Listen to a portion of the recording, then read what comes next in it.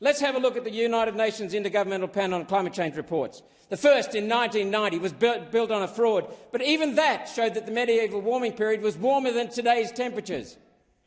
Warmer than today's temperatures. That was quickly whipped out of the United Nations' next report in 1995, which the scientists gathered under the UN banner said there was no evidence of warming due to human production of carbon dioxide. Yet Ben Santer, one of the scientists, went in and changed that report and presented it in 1995, based on a fraud. In 2001, 2007, 2013, 2020, there were reports by the United Nations Intergovernmental Panel on Climate Change. Let's look at Chapter 12. In each of those reports, there was only one sole chapter claiming warming and attributing it to carbon dioxide from human activity. In 2001, it was Chapter 12. 2007, it was Chapter 9. 2013, Chapter 10. Not one of those reports, sole chapters claiming warming and attributing it to human carbon dioxide, contains any evidence for that claim. Now let's have a look at the basis of these United Nations reports. Maurice Strong was a crook.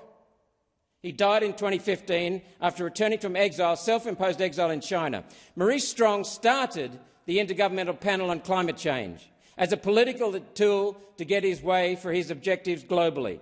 Maurice Strong started the Chicago Climate Exchange. He was a director of the Chicago Climate Exchange. He sought to make billions of dollars of profits from the Chicago Climate Exchange. He was then pursued for the oil for food scandal in the United Nations, complicit. Another scandal in the United Nations. He was also wanted by the American law enforcement agencies for crimes and serious crimes in the United States, including one very big crime in the Western United States. He fled in exile. He's a crook. He's a crook. And that's what the Greens are basing their policies on. That's what the Labor Party is basing its policies on. And that's what the Liberal Nationals, with a few exceptions, I note Senator Rennick, with a few exceptions, are basing their policies on. The basis of these policies destroying everyday Australians' lives, economically, socially, mentally, morally, is based upon a crook. And you've fallen for it. And what's more, you're now getting the people of Australia to pay for it. That is inhuman, it's irresponsible, it's dishonest. Are the Greens guilty of fraud, or are they simply patsies, fools?